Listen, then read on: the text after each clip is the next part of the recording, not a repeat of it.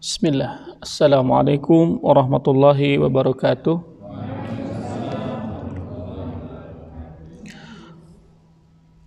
Alhamdulillah binikmatihi tatimu hadihis salihat. Nahmaduhu wa nasta'inuhu wa nastaghfiruh wa na'udzu billah min syururi anfusina wa min sayyiati a'malina. May yahdillahu fala mudhillalah wa ma yudlilhu fala hadiyalah. Asyhadu an la ilaha illallah wa asyhadu anna Muhammadan abduhu wa rasuluh alladzi la nabiyya wa la rasula ba'dah, amma ba'du. Allahumma la sahla illa ma ja'altahu sahla wa anta taj'alul hazna idza syi'ta sahla. Allahumma inna nas'aluka ilman nafi'an wa rizqan thayyiban wa amalan mutaqabbalan. Rabbi zidni ilman warzuqni fahman. Alhamdulillah, puji serta syukur milik Allah Subhanahu wa taala karena kita bisa berdiri, duduk, berbaring, berbicara, melangkahkan kaki, semua atas kehendak dan kekuasaan Allah Subhanahu wa taala. La haula wala quwata illa billah. Tidak ada daya kekuatan kecuali semuanya dari Allah Subhanahu wa taala.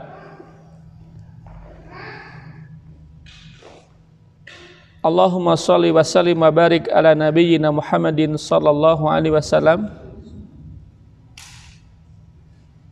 Mudah-mudahan salawat dan salam kita untuk Sayyidil Mu'minin, Sayyidil Mursalin, Nabiina Muhammad, mudah-mudahan senantiasa tercurah kepada beliau, kepada keluarga besarnya, kepada ahlul baitnya, kepada para sahabat, wa man tabi'ahu bi ihsani ila yaumiddin, dan siapapun yang setia mengikuti jejak langkah beliau sampai hari kiamat, mudah-mudahan mendapatkan kebaikan dan salam dan salawat dari Rasulullah SAW. Para hadirin jamaah kaum muslimin yang dimuliakan oleh Allah Subhanahu wa taala, bisa dibuka Quran surat Al-An'am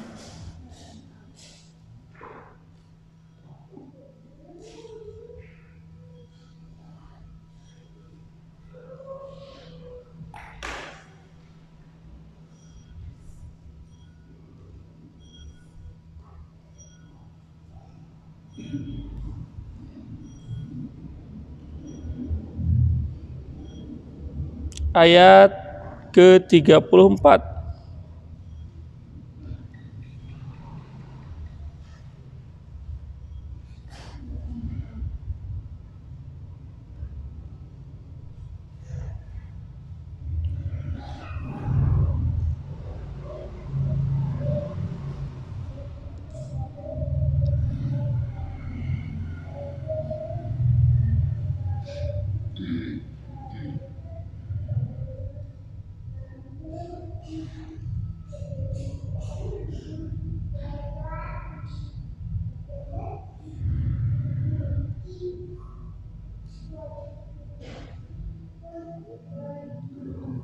Ada?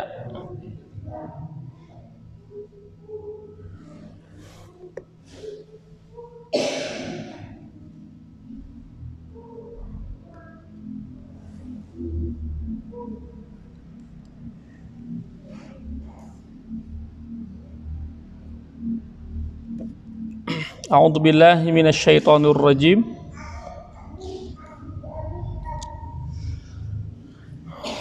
Walaqad kudzibat rusulun min qablika fasabaru ala ma kudzibu wa udzu hatta atahum nasruna wala mubaddila li kalimatillah walaqad ja'aka min naba'il mursalin.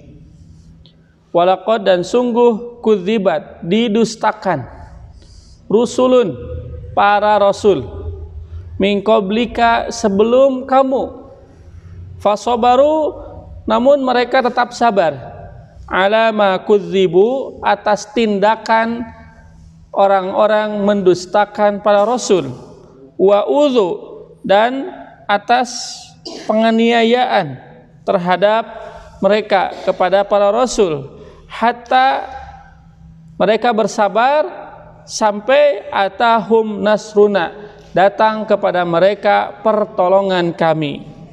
Wala mubaddila li kalimatillahi, dan tidak ada seorang pun yang bisa merubah kalimat-kalimat atau janji-janji Allah. Walaqad, dan sungguh ja'aka, datang kepadamu, min naba'il mursalin, sebagian dari berita tentang rasul-rasul. Sebelum kita masuk ke materi ini, ada 4 hal yang harus kita pahami sebagai seorang muslim, kaitannya dengan inti dari kewajiban kita hidup di dalam dunia atau di alam dunia. Artinya, mungkin kita berpikir, apa sih kewajiban kita kepada Allah Subhanahu wa Ta'ala selama hidup? Maka setidaknya ada 4 hal yang harus kita pahami, sehingga dengan 4 hal ini kita paham, ngerti apa yang harus kita lakukan, apa yang harus kita perbuat. 4 hal ini merujuk kepada Quran surat Al-Asr. Ini adalah apa yang disampaikan oleh Syekh Muhammad At-Tamimi, bahwa kewajiban kita kepada Allah Subhanahu wa Ta'ala sebagai seorang muslim itu ada 4 berdasarkan Quran surat Al-Hasyr, ya. Al-Ashr bukan Al-Hasr.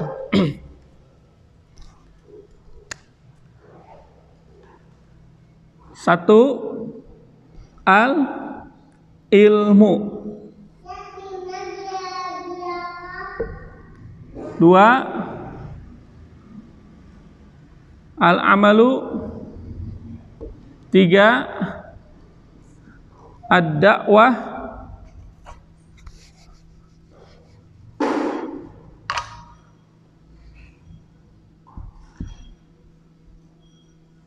4, ad-da'wah ilaih. Yang keempat, as-sabru. As-sabru indal adza. Nah, ini 4 hal ini. Ini saya lagi intisari dari surat Al-Asr. Ya. A'udzubillahi minasyaitonir rajim. Bismillahirrahmanirrahim. Wal asri. Innal insana lafi khusrin illal ladzina amanu wa amilus salihati wa tawasaw bil haqqi wa tawasaw bis sabri. Nah, ini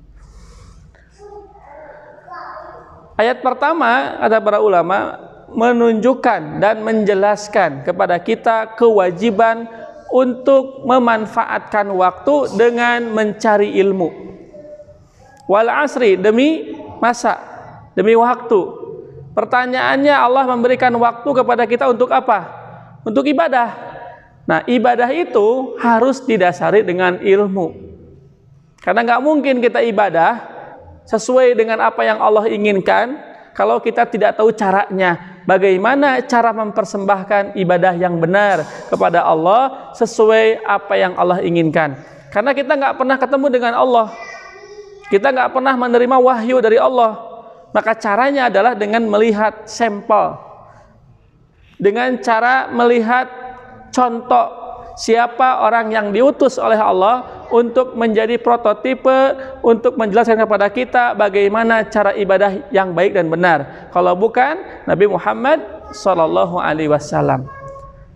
Rasul SAW menghabiskan waktunya untuk belajar bersama malaikat Jibril, mendapatkan wahyu dari Allah Subhanahu wa Ta'ala. Dan itulah yang menjadikan manusia mulia di hadapan Allah Subhanahu wa Ta'ala.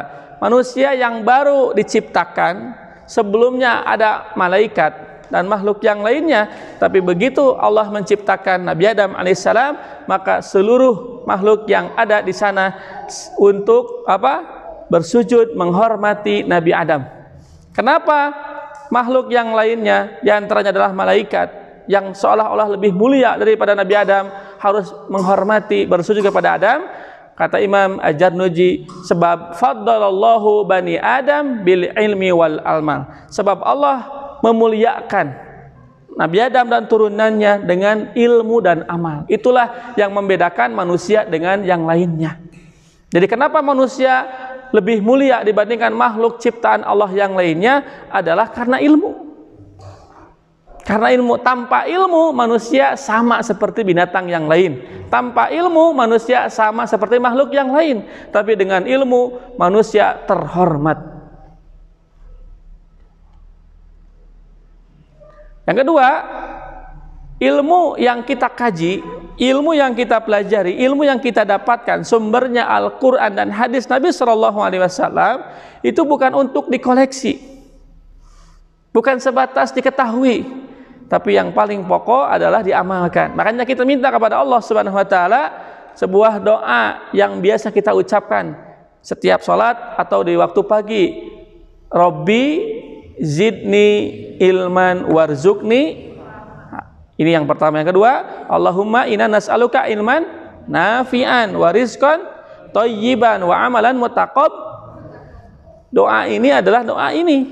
Doa agar kita bisa diberikan pemahaman saat mendapatkan ilmu dan diberikan kemudahan dan keistiqomahan agar kita bisa mengamalkannya. Karena prinsip dari ilmu adalah taghyir, perubahan. Sekali lagi, prinsip dari ilmu itu berubah. Jadi kalau kita ngaji kepada ustadz siapapun, ngaji di majelis manapun, itu harus siap berubah. Kalau ternyata menemukan keterangan yang lebih jelas, yang lebih sahih, yang lebih benar. Karena kebenaran datangnya dari Allah Subhanahu wa taala, tidak datang dari lisan seorang ustadz atau tidak datang di majelisnya. Tapi apapun atau siapapun yang menyampaikannya, selama konten isinya Al-Quran dan hadis, walaupun mungkin tidak bergelar, walaupun mungkin bukan ustadz kita, tapi selama kontennya dan konteksnya Al-Quran dan hadis, maka itu adalah sebaik-baiknya isi, sebaik-baiknya materi, sebaik-baiknya ucapan. Maka ketika memang kaharti, ya harus siap merubah diri. Oh ternyata geningan aya dalilna, walaupun berat di hati, wayahna lakukeun. Oh ternyata aya laranganana geningan dina Quran surat A, hadis riwayat B. Terus gimana? Saya kan biasa melakukan, tapi ternyata dalam hadis ini haram hukumnya, tidak boleh. Ya berarti harus bisa berubah untuk bisa meninggalkannya. Itulah prinsip ilmu. Makanya orang kalau belajar berilmu maka akan terlihat perubahannya. Perubahan yang paling nyata, yang paling dirasakan adalah al-khasyah, tumbuhnya dalam hati rasa takut kepada Allah Subhanahu wa taala. Karena al-aslu fil ilmi al-khasyatu, pokok dalam ilmu adalah rasa takut. Makanya dalam Quran surat Fatir ayat 28 29 ya, innama yakhsyallaha min ibadihil ulama. Hanya yang takut kepada Allah di kalangan para hambanya adalah ulama. Maka indikator ciri seorang ulama itu bukan jenggotnya, bukan kopiahnya, bukan gamisnya, bukan jidatnya, tapi seberapa takut dia kepada Allah Subhanahu wa taala. Itu patokannya itu. Alim ulama ditandai dengan seberapa takut kepada Allah Subhanahu wa taala. Kalau dia berani merubah ketentuan Allah, berani merubah ayat-ayat Allah, walaupun hafal Quran 30 juz, hafal 1000 hadis, maka hakikatnya dia bukan ulama. Kenapa? Karena dengan ilmunya tidak membuat dia takut kepada Allah Subhanahu wa taala. Nah, setelah dapat ilmunya, berusaha untuk mengamalkannya, istiqomah ya, sampai kemudian berusaha sedikit demi sedikit, perlahan demi perlahan, perintah Allah diamalkan, larangan Allah jauhi. Maka kewajiban yang ketiga adalah ad-da'wah ilaihi. Kita harus mengajak orang sebanyak mungkin untuk bisa seperti kita. Orang umumnya ya di kita cenderung hanya sampai sini, Pak. Di urang mah biasana mung dugikeun ka dieu tah. Boga gaduh ilmu diamalkeun beres. Gaduh ilmu diamalkeun beres. Jarang yang sampai sini. Karena dianggap bahwa dakwah itu tugas ustad, dakwah tugas ajengan, dakwah tugas guru. Padahal ini tugas seorang muslim untuk memahami apa yang harus dilakukannya, yaitu 4 hal ini. Jadi nggak hanya sampai di sini, tapi harus dituntaskan bahwa kita sebagai seorang muslim setelah tahu ilmunya diamalkan, ada kewajiban untuk mendakwahkan, mengajak orang agar seperti kita, mengajak orang agar seperti Nabi, seperti para sahabat, seperti para ulama. Dakwah ilaih. Jadi dakwah itu bukan tugas ustadz, bukan tugas saya, tugas kita semuanya. Setelah dapat ilmu diamalkan, kita wajib untuk mengajak orang. Yang terdekat siapa? Istri. Yang terdekat siapa? Anak. Yang terdekat siapa? Saudara kita. Yang terdekat siapa? Tetangga. Mereka yang harus pertama kali merasakan ilmu dan amal yang kita kerjakan, yang kita istiqomahkan. Jadi perubahannya dirasakan oleh sekeliling kita. Alhamdulillah, saprak ngaos jadi lebih tenang, carios sanana teu kasar, kamari mah garihal, kancing coplok ayeuna mah masyaallah teu boleh subhanallah, teu boleh assalamualaikum, teu boleh wajahna marah mai. Saprak ngaos teh. Itu perubahannya begitu. Jangan sebaliknya. Nah, si eta mah saprak ngaji jadi jamedud. Ma yusamma bi jamedud. Naon jamedud teh, Bu? Jamada yujammidu jamedud. Oh, itu jamedud apa? Jamedud itu bahasa Arab, Pak. Jamid itu kaku. Orang jamedud itu kan kakunya. Gitu seri, temarah mai. Itu tidak kaku, tidak mencair gitu. Itu jamedud itu, jamid itu. Dalam bahasa Arab ada isim mustaq, ada isim jamid. Isim mustaq itu isim yang ada banyak perubahan. Contoh kalimat sobaro, ya, sabar itu ada perubahannya. Sobaro yas jadi sobron, sobaro yasbiru sobron. Kemudian ada misalkan masjid, sajadah yasjudu, itu ada cabang akar katanya menjadi beberapa kalimat. Itu mustaq. Kalau jamid ya kalimatnya tidak bisa berubah, cuman sakit gitu. Nah, kaku, dia tidak bisa berpecah, tidak bisa berubah begitu. Nah, jadi sekali lagi kita punya kewajiban untuk mengamalkan kewajiban kita sebagai seorang muslim sampai tuntas. Setelah kita tahu ilmunya, diamalkan, ya, maka ada kewajiban untuk dakwah. Balighu ani walau, sampaikan dariku walaupun satu. Ini tugas apa? Tugas untuk menyampaikan. Apa yang kita sampaikan khair, yang baik. Apa yang kita sampaikan prinsip-prinsip kebaikan dari Allah, dari Rasul, sampaikan. Walaupun mungkin pahit bagi kita untuk menyampaikannya, ataupun pahit bagi orang lain untuk menerimanya. Tapi ini kebenaran. Obat pahit, tapi demi kesembuhan dimakan. Nasihat, dakwah, ceramah, ilmu, walaupun pahit dirasakan oleh hati, tapi ini sebuah kebaikan. Ini obat, maka kita harus berusaha menerimanya.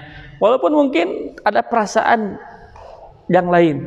Perasaan itu adalah dampak atau efek dari, bisa jadi karena dosa yang dilakukan oleh diri kita, atau karena syaitan sengaja menghalangi kita untuk ilmu itu sampai ke dalam diri kita, ke dalam hati kita. Makanya sekali lagi pastikan kita setelah dapat ilmunya berusaha amalkan, kita punya kewajiban untuk dakwah ilahi.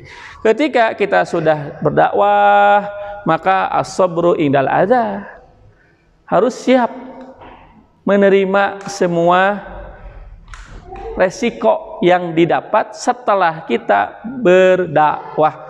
Bapak, Ibu yang dimuliakan oleh Allah Subhanahu wa taala, kalau kita menjalani Islam hanya sampai sini, Bapak Ibu ada di zona nyaman. Jadi pami hoyong nyantai, nggak mau ribet, ya pokoknya nama saya mah ngaji ngamalkeun, oke, nggak ada tantangan, selesai, beres. Cuman Islam nggak akan tersebar.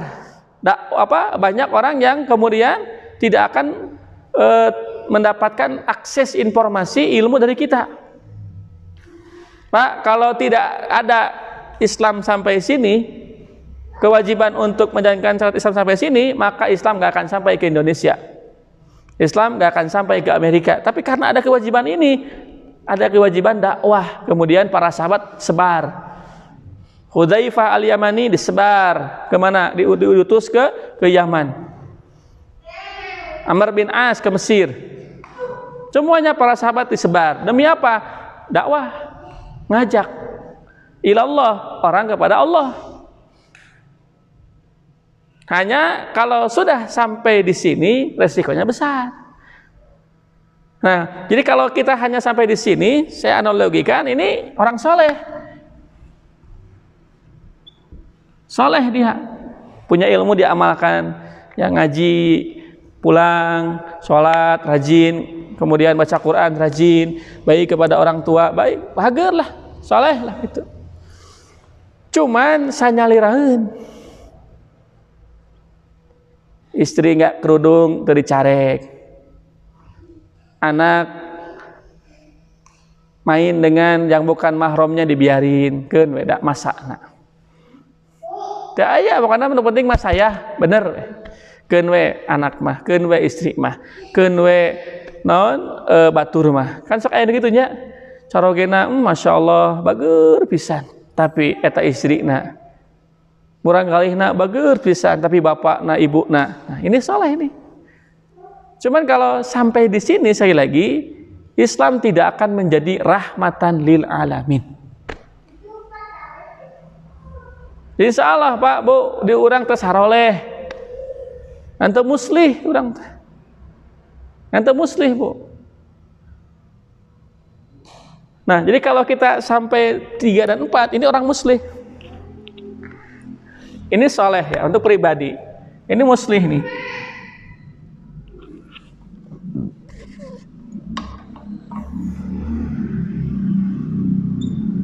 Apa bedanya soleh dengan muslih? Kalau soleh memperbaiki diri, menyolehkan diri sendiri. Kalau muslih, setelah dia berusaha menjadi orang soleh, dia ajak batur supaya soleh, dia ajak yang lain supaya soleh. Nah, ini kewajiban dakwah, ini kewajiban ngajak. Ada sebuah pernyataan ya, kalimat yang bagus ya, disampaikan oleh seorang ulama.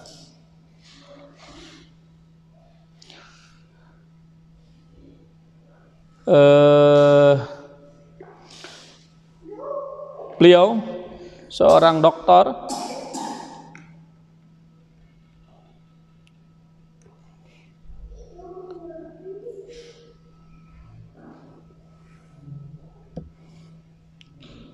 Ahmad Isa Al-Mu'assirawi ya, Al-Mu'assirawi ya. Beliau mengatakan, an-nasu yuhibbuna ar-rajula salihan. Kebanyakan orang ya, atau umumnya manusia suka kepada seseorang yang soleh. Wa yukrihunahu muslihan. Tapi mereka benci kepada seorang yang muslih. Jadi upami misalkan, upami aya murangkali atau pemuda ya, anu rajin ngaosna, rajin ka masjidna, bacaan Qur'ana sae bageur gitu, teu neko-neko, tapi ya sebatas itu gitu. Nah, ini orang suka gitu.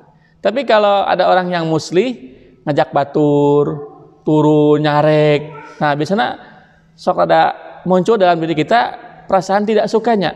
Mungkin antepkeun tong dicarek, batur-batur mana amal hukum we masing-masing. Nah, maaf, contoh misalkan ya, kenapa kita ketika mendengar kata FPI tidak suka?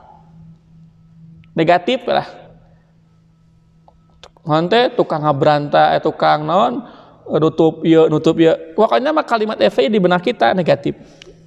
Gak nyaman, gak suka. Ya.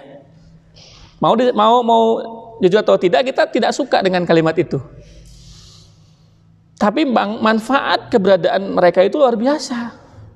Karena kewajiban kita bukan hanya menyuruh orang berbuat baik, tapi harus mencegah orang berbuat buruk. Karena kewajiban kita tidak hanya membersihkan atau memperkuat tauhid, tapi juga harus berusaha untuk menghindari segala bentuk kesyirikan. Tugas kita bukan hanya mengamalkan seluruh sunnah Rasul, tapi apapun yang tidak sesuai dengan sunnah Rasul kita jauhi.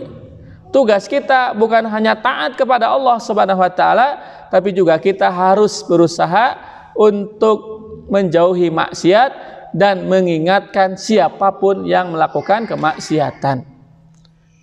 Saya ingin tanya Ibu Bapak, agama Islam, agama Nabi Muhammad SAW, umat Nabi Muhammad mulia karena apa? Kita ini disebut sebaik-baik umat, sebaik-baik generasi, sebaik-baik orang karena apa? Karena apa? Karena akhlak. Itu kalau akhlak itu kan pribadi, udah pasti itu. Ini kalimatnya umat. Kalau sebaik-baik orang yang akhlaknya baik. Kalau sebaik-baik umat yang apa? Nah, kuntum khairu ummatin. Kalian itu adalah umat terbaik. Ketika apa umat Nabi Muhammad disebut umat terbaik? Ukhrijat linnasi, ketika keluar ngajak orang, ta'muruna bil ma'ruf, supaya melakukan banyak kebaikan, wa tanhauna 'anil munkar, dan mencegah kemunkaran. Ada istilah begini, kenapa kejahatan merajalela? Sebab karena diamnya para ulama, diamnya orang berilmu, cari cing. Sehingga pelaku maksiat, pelaku kejahatan merasa bebas leluasa, teu aya nu nyarek, teu aya nu ngaulah-ulah, teu aya nu ngahalang-halang, sehingga mereka dengan bangga mempertontonkan, memperlihatkan kepada kita dosa maksiat yang dilakukannya, dan semua diantara kita diam. Itulah diantara penyebab merajalelanya kemaksiatan. Kalau sudah kemaksiatan merajalela, maka siap-siap akan terjadi bencana.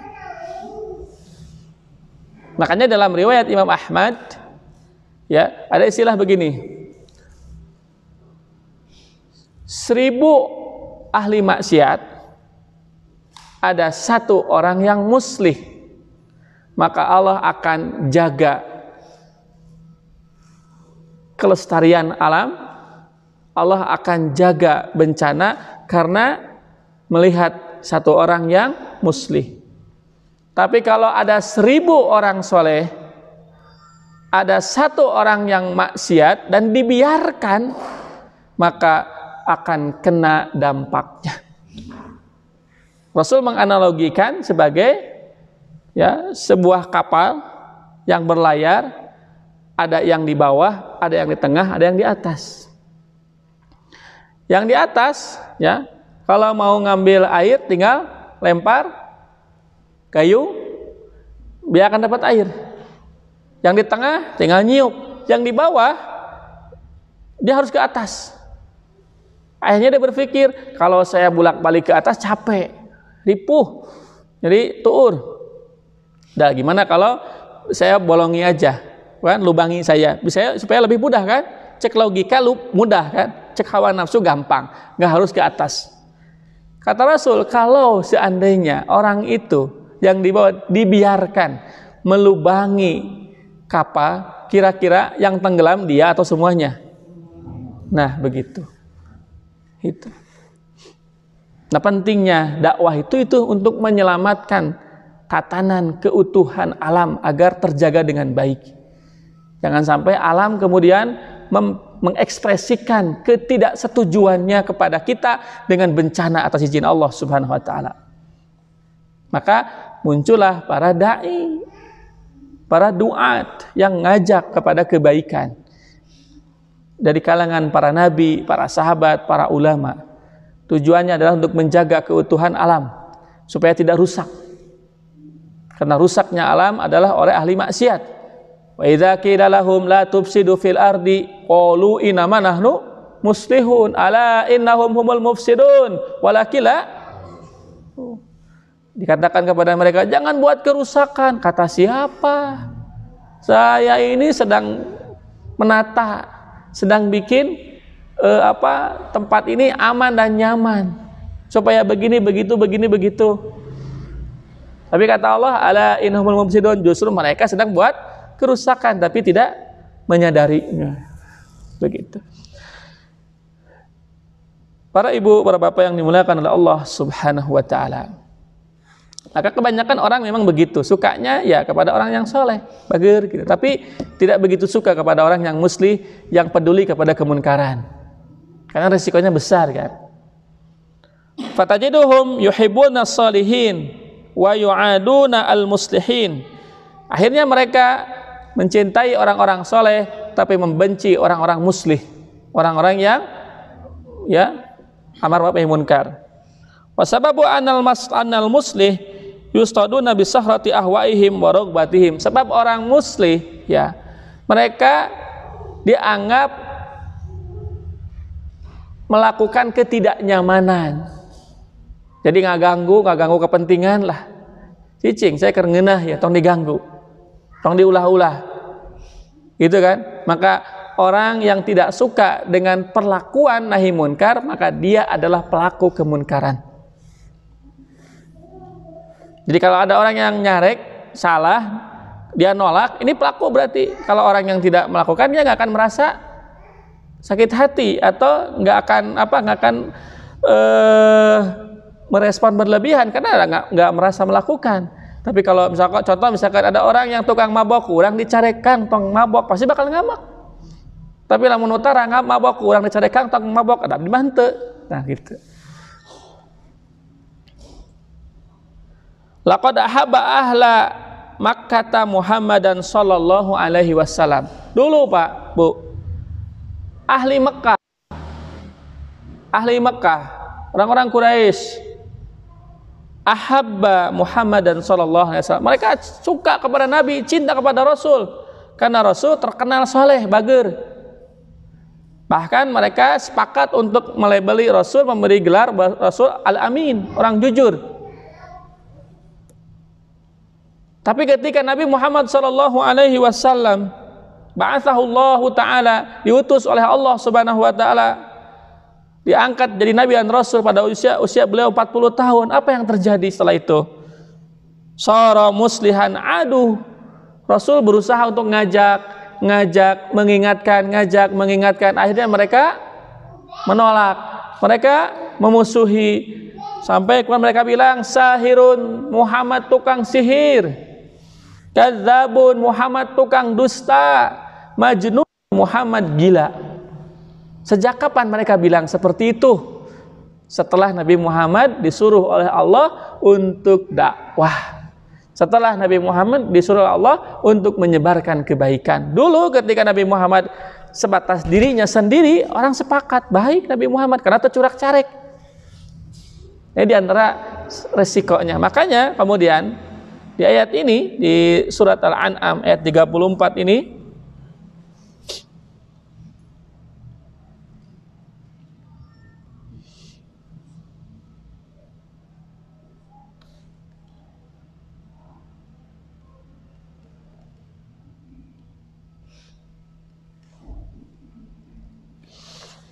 Allah Subhanahu wa taala menegaskan walaqad, dan sungguh. Jadi awali dengan harfu taukidnya, adanya kalimat penguat, kata penguat, walaqad, dan sungguh. Berarti Allah ingin menekankan betul-betul terjadi. Iya, sungguh. Kalau sudah ada kalimat taukid, berarti benar-benar Allah ingin meyakinkan kita. Kudzibat, didustakan rusulun, para rasul. Jadi para rasul, kalau rasulu ya, satu ar-rasulu, makanya nanti hati-hati kalau kita baca dalam Quran kalimat rasul. Coba beda dikit ya. Kalau satu rasul ada wawunya, nah rasulu berarti satu. Kalau wawunya dihilangkan, rusulu, berarti banyak rasul. Jadi jangan kemudian rasul atau rusul. Amanar rasula, amanar rasulu. Nah, itu beda artinya. Jadi kalau Rasulullah, nah berarti Nabi Muhammad Shallallahu Alaihi Wasallam. Tapi kalau Rasulullah berarti para Rasul, bukan hanya Nabi Muhammad Shallallahu Alaihi Wasallam. Kudzibat rusulu min qablika, didustakan rusul, para rasul sebelummu. Allah Subhanahu wa taala ingin menyampaikan kepada Nabi Muhammad sallallahu alaihi wasallam tentang hakikat dakwah, bahwa nanti kamu setelah diangkat jadi nabi dan rasul, siap-siap kamu akan didustakan sebagaimana rasul-rasul sebelum kamu didustakan. Jadi Allah ingin menyiapkan mental kepada Nabi Muhammad sallallahu alaihi wasallam bahwa nabi nanti akan mendapatkan tantangan, apa di antaranya kudzibat, didustakan. Ini kalimatnya coba diperhatikan, Bu, didustakan. Pertanyaannya, Nabi Muhammad pernah dusta enggak? Enggak. Tapi kenapa mereka yang mendustakan? Sebab bakatku bingung, Pak, Bu. Saking ingin menolak Nabi, tapi enggak ada alasan. Karena setiap Nabi dan Rasul dibekali oleh Allah dengan mukjizat. Apa itu fungsi mukjizat? Fungsi mukjizat adalah satu, untuk menegaskan bahwa Nabi dan Rasul itu utusan Allah Subhanahu wa taala, bukan manusia biasa, tapi manusia istimewa pilihan. Makanya Allah bekali mukjizat. Yang kedua, untuk menegaskan tentang kekuasaan Allah, bahwa ia diutus bukan oleh manusia tapi oleh Allah. Makanya mukjizat itu tujuannya adalah untuk melemahkan lawan agar tidak bisa berkutik ketika melihat kemampuan yang dimiliki oleh Rasul sebagai utusan Allah Subhanahu wa taala. Maka disebut mukjizat. Jadi mukjizat itu diambil dari kata ajazu. Ajazu itu lemah. Bapak-bapak, bahasa Arabnya ajuz. Fisiknya lemah, tapi kemauannya kuat. Disebut ajuz. Kita berdoa kepada Allah Subhanahu wa taala, Allahumma inni a'udzubika minal apa? Minal hammi wal hazan. Wa a'udzubika minal kasli wal ajzi. Ya. Ya Allah, aku berlindung kepadamu dari hammun, gelisah. Hazan, sedih. Ya Allah, aku berlindung kepadamu dari kasli wal ajzi wal ajuz. Ya Allah, aku berlindung kepada dari kasli. Kasli itu malas. Punya kekuatan, punya energi, tapi tidak punya kemauan. Kaslan, pemalas. Sehat, fisiknya bagus, masih muda lagi, tapi keinginannya lemah. Disebut kaslan, pemalesan. Jadi kaslan itu bukan orang yang sakit, bukan orang yang tidak bisa bergerak, bukan orang yang energik, orang yang bisa bergerak, orang yang punya kemampuan, tapi lemah keinginan. Kita minta kepada Allah Subhanahu wa taala dijauhkan dari sifat pemalas, punya kekuatan tapi tidak punya keinginan. Yang kedua, kita minta kepada Allah agar dijauhkan dari ajzi atau ajuz, yaitu fisiknya lemah tapi ada kekuatan, ada keinginan. Jadi kalau ajuz itu fisiknya lemah, nggak bisa apa-apa, tapi semangatnya 45, semangatnya semangat muda. Begitu. Nah, kita juga nggak mau. Kita ingin sehat dan punya semangat. Semangat bari sehat. Bapak semangat, tapi sampean teu saya kumaha leuleus ting kumaha, Pak. Jadi hate kan, aduh hayang ka masjid tapi ya suku barare nyeri kan. Nah, kita minta kepada Allah ya sehat, ya punya kemampuan, punya kemauan. Itu ajuz, jadi lemah gitu. Jadi artinya lemah fisik atau memang lemah hatinya. Naudzubillahi min dzalik. Kita berlindung kepada Allah Subhanahu wa taala. Jadi mukjizat itu adalah untuk melemahkan lawan yang hanya diberikan kepada para nabi. Yang kedua, di bawah mukjizat ada yang namanya karomah. Kemuliaan yang Allah berikan karena ketakwaan. Penghargaan yang Allah berikan karena ketakwaan. Seperti para sahabat diberikan karomah oleh Allah Subhanahu wa taala. Di antaranya Umar ibn Khattab radhiyallahu an dalam perang Yarmuk. Allah Subhanahu wa taala menyingkap ya tabir kepada Umar bin Khattab ketika beliau sedang naik mimbar saat para sahabat diutus untuk perang Yarmuk, kemudian lari bersembunyi di atas atau di balik bukit. Mereka bingung harus kemana. Wah, tiba-tiba Umar ada semacam gambaran, ya. Kata Umar, sembunyi di balik bukit itu. Padahal Umar jadi Madinah. Dan suara itu didengar oleh para sahabat yang sedang berjihad di perang Yarmuk. Ada suara yang Ada suara yang ngasih tahu untuk berlindung di balik bukit itu. Ternyata itu suara Umar yang nyambung. Ini atas kekuasaan Allah. Apakah setiap orang biasa seperti itu? Tidak. Siapa saja yang memiliki keimanan, kemuliaan di sisi Allah Subhanahu wa taala. Di antaranya para wali Allah Subhanahu wa taala. Yang ketiga disebut dengan ma'unah. Jadi ini levelnya lebih rendah, lebih bawah. Ma'unah itu pertolongan Allah kepada orang beriman. Ya. Di saat kita sulit, tiba-tiba ada orang datang ngasih uang, ya, padahal kita nggak kerja, tapi karena kita pernah sedekah ke orang yang butuh, itu pun 2 tahun yang lalu, dan sedekahnya diterima oleh Allah Subhanahu Wa Taala. Tiba-tiba di saat kita butuh, di saat kita tidak bisa melakukan apa-apa, datang orang ngasih uang kepada kita cash 5 juta, misalnya. Itu di antara pertolongan Allah Subhanahu Wa Taala di saat situasi yang genting, begitu. Nah, yang keberapa? Kemudian ada ihanah. Yang keempat, ihanah itu cara Allah menghina seseorang secara perlahan. Bahasa lainnya istidraj. Itu istidraj itu satu hal yang seolah-olah kemampuan, padahal bukan. Contoh, orang tara ngaji, tara sholat, tahu sehari-harinya kita gimana akhlak dan karakternya, tapi usahanya maju, rezekinya seolah-olah lancar, maka fa'innahu istidraj. Itu adalah istidraj, cara Allah menghina seseorang secara perlahan sampai kemudian dia bangkrut, jatuh, disiksa oleh Allah baik di dunia ataupun di akhirat. Na'udzubillahi min dzalik. Kemudian ada lagi sihir. Nah, kalau sihir itu sama cara Allah menghina seseorang dengan memberikan kemampuan yang bisa menipu orang. Jadi bedanya sihir dengan mukjizat, kalau mukjizat itu merubah. Kalau sihir hanya merubah pandangan saja, zatnya tidak berubah. Ketika Nabi Musa alaihissalam ditantang ngadu sihir oleh para sihir Fir'aun, mereka kan kemudian melemparkan tali, ya, melemparkan tali, kemudian tali itu seolah-olah dilihat oleh yang hadir sebagai ular. Tali bukan.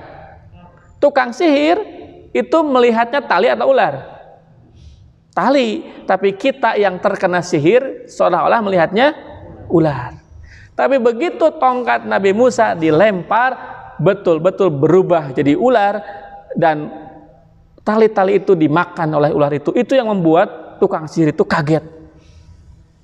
Dan hari takeneh, non bahasa Indonesia hari teh.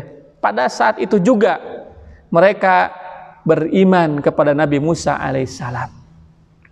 Bayangkan kenapa? Karena nggak butuh lagi logika. Karena orang yang bisa merubah tongkat jadi ular, kalau bukan tukang sihir siapa lagi kalau bukan orang yang mulia? Makanya mereka yakin bahwa Nabi Musa bukan orang biasa, tapi utusan Allah Subhanahu wa taala. Sehingga mereka amanah, kami beriman. Itu yang membuat Firaun beki amak. Kan ngajak Nabi Musa teh supaya eleh itu. Ngajak ente teh supaya membuktikan tentang sihirnya. Malah ente masuk iman. Mereka marah kan? Kamu berani beriman sebelum aku izinkan kepada kalian, maka aku akan salim kamu dan aku akan cincang secara perlahan. Tapi kata tukang sihir, insya Allah kami siap menerimanya, dan insya Allah pasti Allah akan menolong kita dan kita tidak akan pernah takut selamanya. Luar biasa. Begitu itu sihir. Mukjizat itu khusus diberikan Allah kepada para nabi sesuai dengan konteks yang dihadapinya. Contoh zaman Nabi Isa alaihissalam, mukjizatnya berupa kemampuan menyembuhkan karena memang kedokteran. Jadi kalau zaman Nabi Isa itu kedokteran untuk melebihkan, manusia kan mempertuhankan kedokteran. Seolah-olah lamun teu ka dokter mau cager. Gitu. Seolah-olah lamun teu ka rumah sakit mau damang gitu. Maka kemudian diluruskan oleh Allah Subhanahu wa taala melalui Nabi Isa alaihissalam. Nabi Isa set damang gitu. Tiup damang, bahkan ada orang yang mati pun oleh diusap oleh Nabi Isa hidup kembali untuk menyampaikan siapa pelaku sebenarnya dan mati lagi begitu.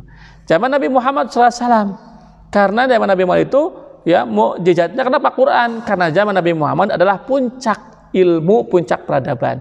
Maka butuh ilmu yang mampu mengungkap semua kebaikan dan kebenaran. Maka Allah menurunkan mukjizat terbaik kepada Nabi Muhammad berupa Al-Quran. Selain Nabi Muhammad juga diberikan mukjizat yang lain. Di antaranya Nabi Muhammad bisa membelah bulan. Ya gitu. Benar Bu? Nabi Muhammad bisa belah bulan? Iya, ayat gitu. Buktinya ada. Bukti yang pertama dalil. Pertama itu dulu. Surat Al-Qamar kan iqtarabatis sa'atu wansyaqqal qamar. Kiamat sudah dekat dan bulan pernah terbelah. Dulu kan siapa yang pernah ke bulan itu? Ya. Menemukan sejauh mata memandang ada semacam susukan sejauh mata memandang. Nah ini yang kemudian disinyalir oleh para ulama sebuah bekas retakan atau bekas sesuatu yang pernah terbelah, kemudian disambungkan lagi oleh Allah Subhanahu wa taala.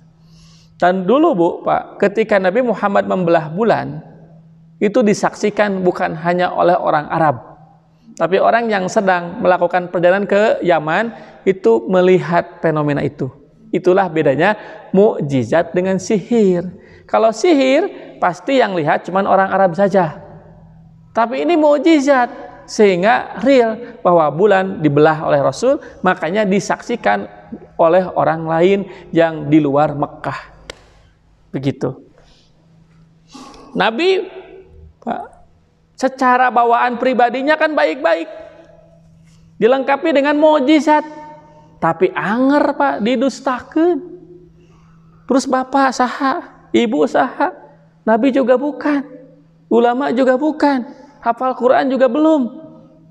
Kemudian kita berdakwah, kubatur teh ari ibu saha wantun ngajak-ngajak abdi, wantun nyarek-nyarek abdi, tong peudan, tong nyeri hate, tong punungan. Itulah tugas dai. Itulah tugas kita. Makanya seorang dai itu harus jembar mana, mentalnya harus kuat. Bahasa syariatnya disebut sabar. Bahasa Islamnya disebut sabar. Kudu gede sabar. Dan salah sekali orang yang mengatakan bahwa sabar itu ada batasnya. Ini salah betul Pak. Cing, menurut Bapak sabar ada batasnya enggak? Hah? Kita berarti harus diluruskan dulu. Sabar itu apa? Ulama kemudian menjelaskan yang dimaksud dengan sabar itu adalah al-habsu anin nafsi, menahan, menjaga diri. Menahan, menjaga diri. Jadi sabar itu menahan diri, Pak. Menjaga diri. Bukan cicing. Cing ari menahan, diam tidak Pak? Menahan diam nggak Pak? Hah? Enggak, kalau menahan ya ada kalanya kita harus maju kan? Ada istilah apa? Sebaik-baik bertahan adalah menyerang. Itu nahan kan? Ketika ada ruang maju, ada ruang maju. Tapi kita bertahan, itulah sabar. Bukan cicing gitu, kepret ya jadi kagok. Bukan, itu mah bukan sabar, itu mah naon? Nya ogohan, itu mah lebay. Nya lebay jadi amakan cicing. Bukan. Orang ketika dimarahin Pak, dia bukan diam, tapi menanti, antepkeun we heula. Senah habis diseepkeun heula tah ka amakna. Lamun jalmi keur amak ulah dipotong beuki amak. Antep we senak habis. Tos habis kare gebrak we Ibu. Atos Pak nyeriosna gerasok Pak turun langsung. Tapi lamun nuju naik kurang dipotong beuki amak. Kata Nabi, kalau lagi dimarahi, lagi dibiarkan saja, antep. Umar bin Khattab datang ngamakan ke Rasul, diantep ke Rasul. Kenapa? Karena orang sedang meluapkan emosinya, biarkan saja. Nanti kalau sudah habis reda, baru kita bicara. Begitu, orang sabar itu begitu. Jadi bukan cicing, tapi nyari momen, nunggu momen. Kalau dia harus membantah, ketika orang itu marah, nggak akan nyambung nantinya, nggak akan dapat. Justru ketika tadi kita mau menyampaikan tapi dengan cara yang elegan. Ketika sudah selesai beres Pak bagian abieun baru kita jelaskan. Itu luar biasa. Insya Allah kena tuh, dapat tuh. Itu dibalik kesabaran itu. Kenapa? Karena pertolongan Allah sangat dekat kepada orang yang sabar. Sekali lagi, ketika kita sabar, gigirin Allah Subhanahu Wa Taala. Artinya ketika kita dakwah tadi dicibir oleh orang, dakwah kemudian tidak direspon oleh orang. Bayangkan Pak, Bu, Rasul mah didustakeun, dianggap berarti Rasul itu tukang wadul. Wah, bohong. Tukang sihir. Oke, lo bayangkan. Ini kan kalimat-kalimat yang nggak mau kita dengar. Saya misalkan nggak mau juga bilang Ustadz gejul ya mah, Ustadz tukang wadul ya mah. Pasti membuat telinga saya mungkin sedikit ini. Tapi itulah bagian daripada konsekuensi yang mungkin saya harus siap menghadapinya. Kecuali kalau saya tidak punya mental, abdi mah berada di bumi mah cicingnya ngurus istri, ngurus perangkali, ya enak, nggak ada beban, silahkan aja. Cuman Islam mau rahmatan lil alamin. Kebaikannya cuma sakit tuh. Kita ingin kebaikannya banyak kan? Kita ingin ke surga bukan hanya kita, tapi anak kita, istri kita, keluarga besar kita, 7 turunan sadayana ka surga. Kalau tidak dengan cara didakwahi nggak akan bisa. Nggak akan bisa. Begitu. Walaupun ujung-ujungnya atas takdir kekuasaan Allah Subhanahu Wa Taala. Begitu. Perhatian yang dimuliakan oleh Allah Subhanahu Wa Taala.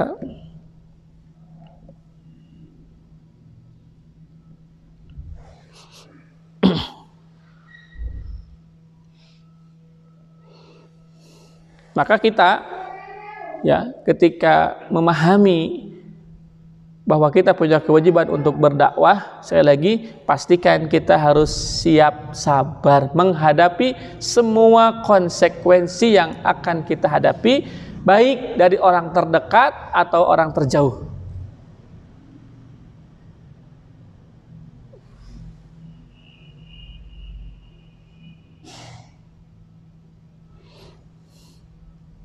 Coba buka Quran surat Al-Furqan ayat 31. Al-Furqan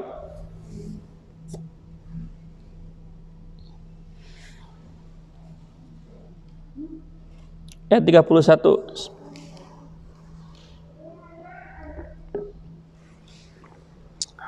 Surat ke-25 ayat ke-31.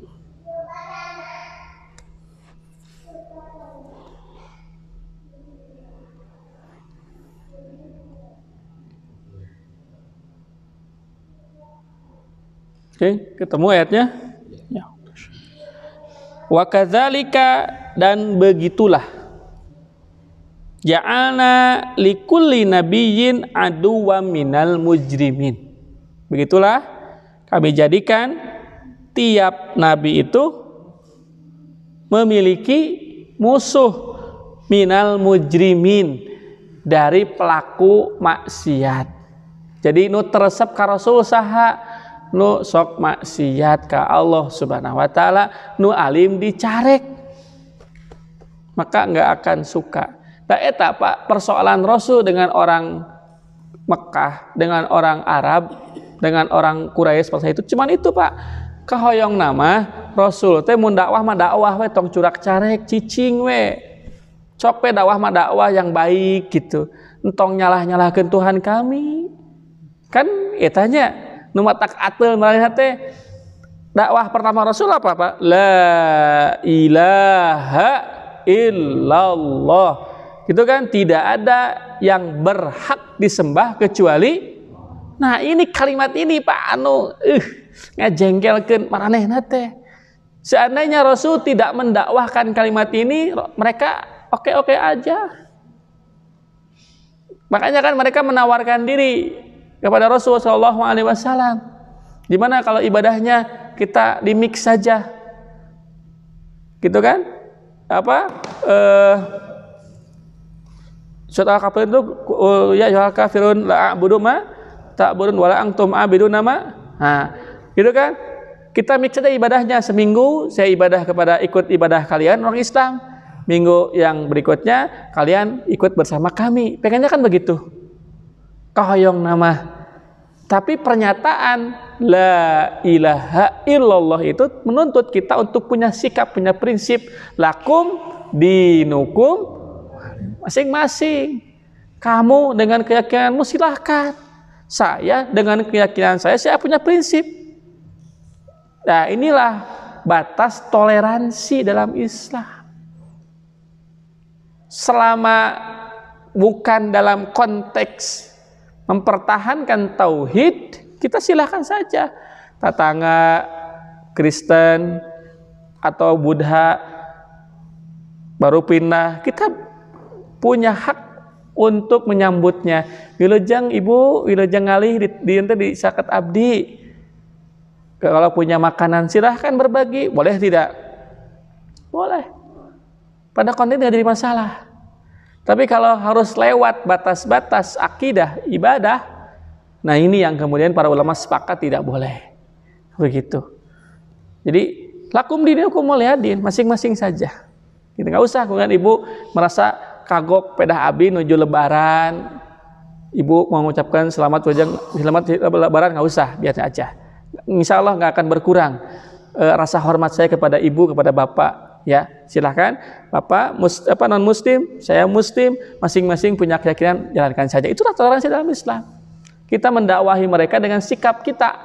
Dengan sikap kita seperti itu, insya Allah mereka akan tertarik. Ternyata umat Islam punya prinsip. Begitu. Para hadirin yang dimuliakan oleh Allah Subhanahu wa taala. Jadi itu Nabi SAW kenapa dimusuhi oleh orang-orang Mekah hanya karena ucapan la ilaha. Karena Rasul nyarek tong disembah tah ieu teh Lata, Uzza, Manat, Kubal yang dianggap oleh mereka sebagai Tuhan teh tong dipertuhankan. Ilallah kecuali. Nah, jadi mereka itu paham betul Pak maksud la ilaha illallah. Oleh karena itu tidak bisa diucapkan oleh lisan mereka walaupun hanya bercanda. Beda dengan assalamualaikum, mereka bisa mengucapkannya. Beda dengan alhamdulillah, mereka bisa mengucapkannya. Beda dengan insya Allah, mereka bisa mengucapkannya. Tapi ada satu kata yang tidak bisa diucapkan oleh mereka, apa? La ilaha illallah, tidak bisa walaupun bercanda. Begitu, kecuali nanti ada orang yang maksakeun ngucapkeun ya padahal hatinya busuk, yaitu orang-orang munafik. Ya kita kalau dia sudah mengucapkan ya kita terima keislamannya. Karena urusan hati kita nggak tahu. Ya. Nah, yang penting dia udah syahadat, sudah kita terima. Karena nahkumu bid-dhawahir. Kita menilai dan menghukumi seseorang itu dilihat dari dohirnya saja. Urusan hati kita nggak tahu. Kita hanya bisa berharap ketika dia masuk Islam istiqomah, diterima keislamannya. Nah kalau orang munafik memang sengaja dulu zaman Rasulullah SAW ketika di Mekah, ya mereka pura-pura menjadi seorang Muslim karena ya ingin tetap berada di Madinah, tidak diusir oleh Rasulullah SAW.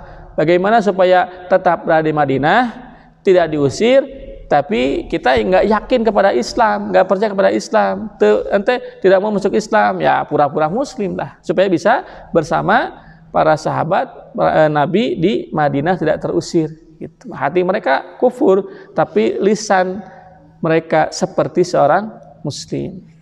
Wallahu a'lam bishawab. Para hadirin yang dimuliakan Allah Subhanahu wa taala. Demikian, jadi setiap nabi ada musuhnya. Jadi kalau kita ahlul khair ya, pelaku kebaikan, enggak ada musuh, enggak ada penantang, ini aneh justru. Ini di luar dari hakikat keimanan. Iman itu menuntut adanya ujian. Quran surat Al-Ankabut ayat 2. Hasiban nasu ayyutraku ayyaqulu amanna. Apakah manusia mengira setelah mengatakan kami beriman, la yuftanun, dibiarkan begitu saja tanpa diuji? Walaqad fatanna alladzina min qablihim, sungguh orang-orang sebelum kita diuji oleh Allah Subhanahu wa taala. Fala ya'lamanna Allahu alladzina shadaqu wa la ya'lamanna al-kadzibin. Akhirnya Allah Subhanahu wa taala tahu siapa yang dusta dan siapa yang benar-benar jujur dengan keimanannya. Artinya dakwah ketika ada ujian itu adalah bagian daripada konsekuensi dan bagian daripada pembuktian apakah kita yakin kepada Allah. Di balik ujian itu ada pertolongan. Kalau kita sabar, maka la mubaddila li kalimatillah, tidak ada yang bisa merubah. Kalau Allah sudah menetapkan kamu menang, kamu akan menang. Kamu dapat pertolongan, kamu dapat pertolongan walaupun dihalang-halangi. Cek logika mau harti, tapi salamat tuh Nabi Muhammad SAW dengan Abu Bakar terakhir hijrah. Cek logika ibu bapak, Nabi Muhammad mungkin salamat ketika tidur di rumah. Kemudian Ali kan tidur menggantikan Rasul SAW, sudah dikepung oleh tokoh-tokoh Arab, tapi bisa keluar. Ya, pertolongan Allah Subhanahu wa taala, dikejar oleh ratusan para pemuda yang siap memenggal leher Nabi Muhammad SAW garalak. Nabi Muhammad bersembunyi di Gua Thur, gua yang tidak terlalu dalam, jadi luhur kita tinggali. Tapi kalau Allah sudah menolong, nggak ada yang bisa merubah ketentuan Allah untuk bisa menyelamatkan Nabi Muhammad SAW. Tiba-tiba kan burung nyaman di sangkarnya, padahal kalau ada orang pasti terbang. Laba-laba ketika jaringnya rusak, kemudian tiba-tiba langsung bikin jaring yang baru. Ini kalau Allah sudah menolong, sudah ada sudah keberpihakannya kepada kita, maka insya Allah akan ada keajaiban pertolongan Allah Subhanahu wa taala. Syaratnya sabar. Coba buka Quran surat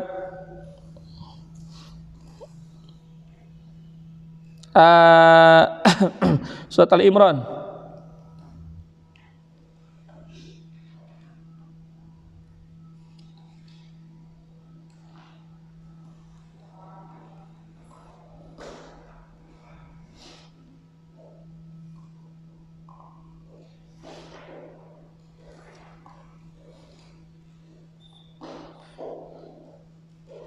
Ayat 127.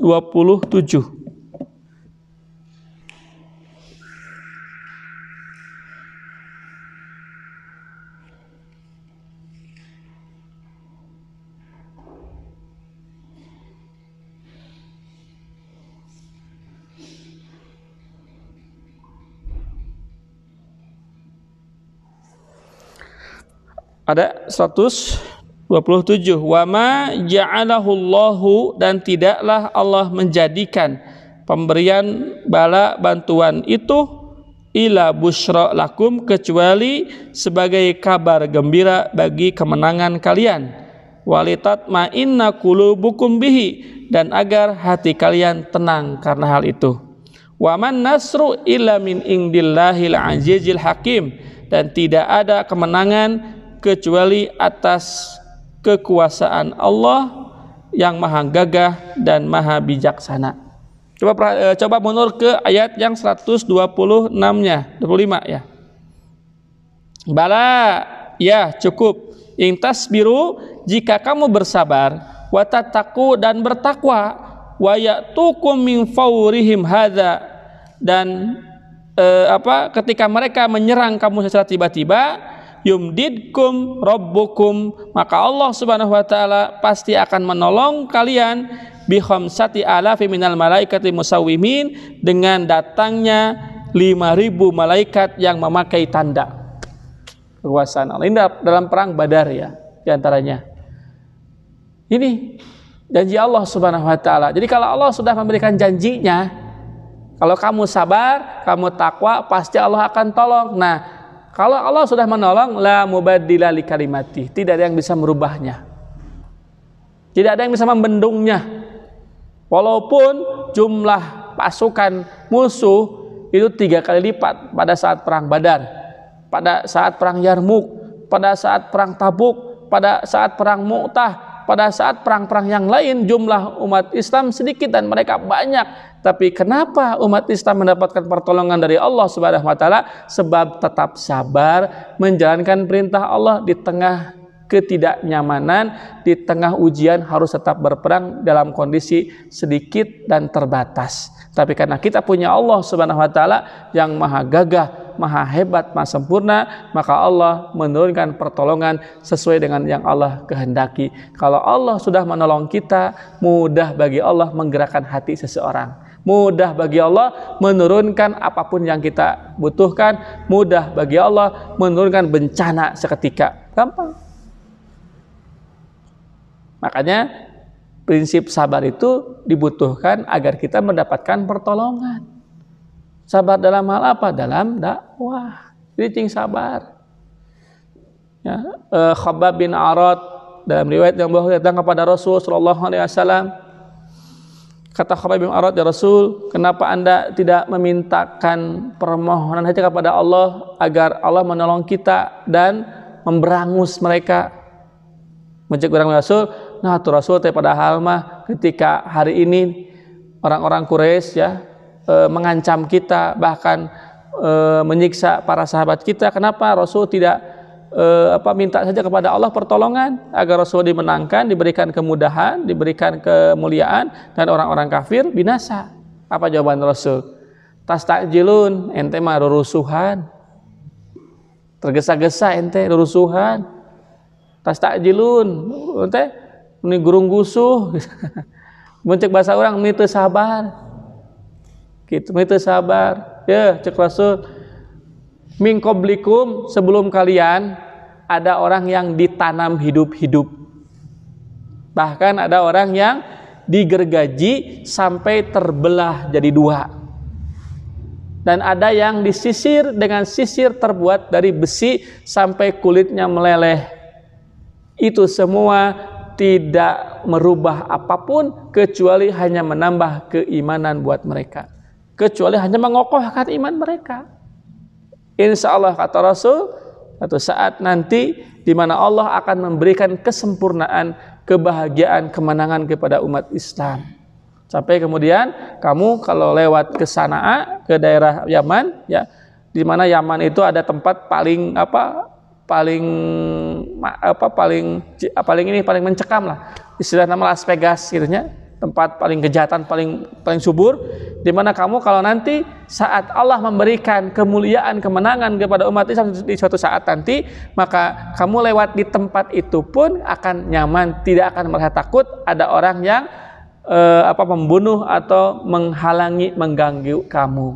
Sampai kemudian ada kalanya nanti singa akan berkawan dengan kancil dengan kambing. Saking apa? Saking Allah akan memberikan ketenangan, kebahagiaan, kemenangan kepada umat Islam. Kapan ini? Kalau menurut versi hadis-hadis akhir zaman, setelah Nabi Isa alaihissalam berhasil membunuh Dajjal, maka kita akan mendapatkan yang disebut dengan bahasa Haruniyah dulu itu masa keemasan, golden age. Masa keemasan itu adalah di saat semua tatanan kehidupan itu damai. Teu anu silih amak singa jeung domba ge akur gitu. Nuduhkeun enggak ada rasa benci di antara kita, akur gitu. Nah, wallahu alam berapa lama nanti masa itu, ya, yang jelas itu akan terjadi. Kapan? Mungkin kealaman, mungkin teu. Tapi yang jelas pastikan anak kita mengalaminya, insyaallah. Begitu. Itu syaratnya tadi. Ya, sabar kata Rasul. Kita mah enggak seberapa.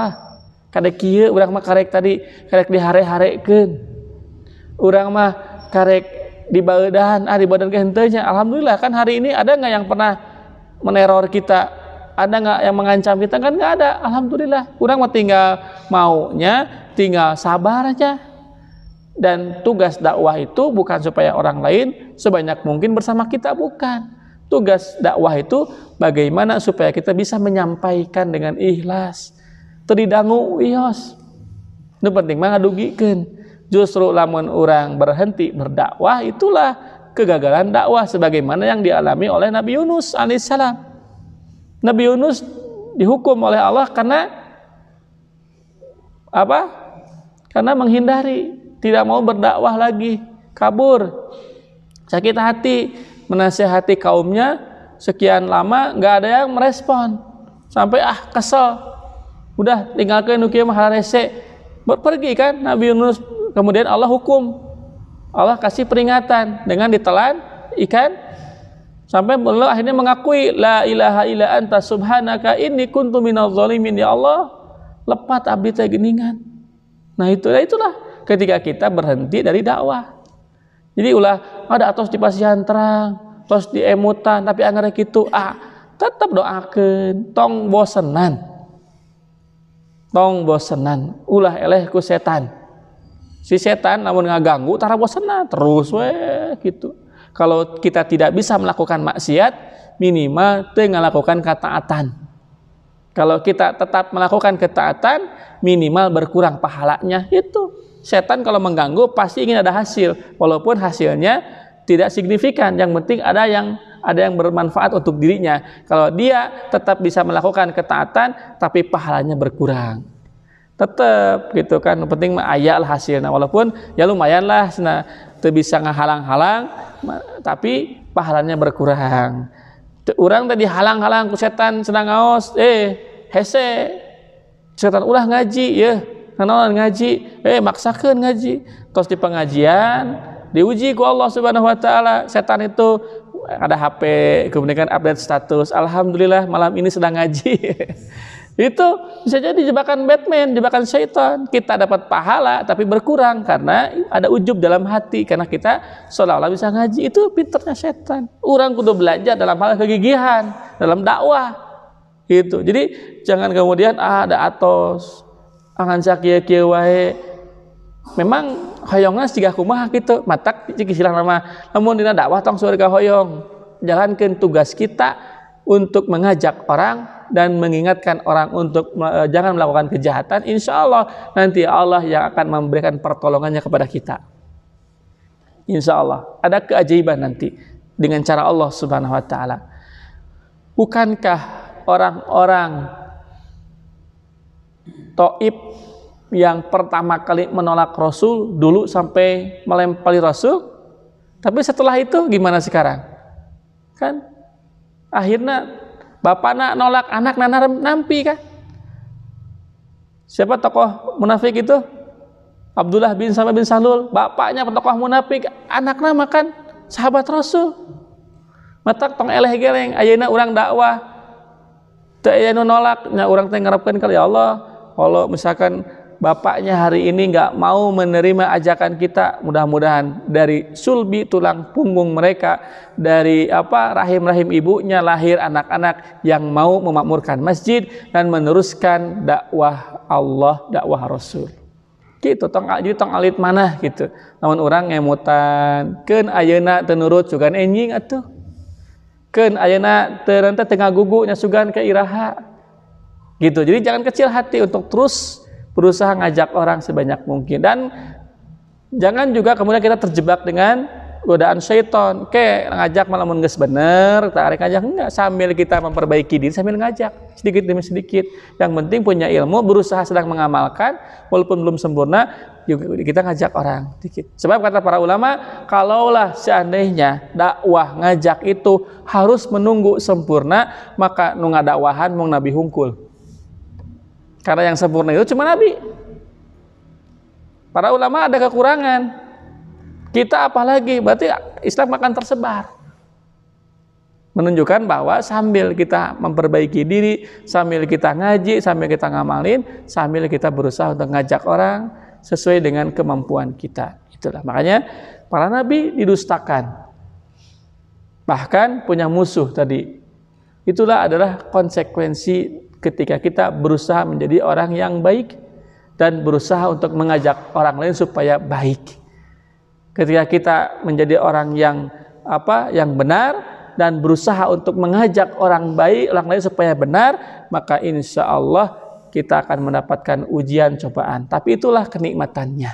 Di balik ujian, ketika kita sabar, pasti ada pertolongan Allah Subhanahu wa Ta'ala.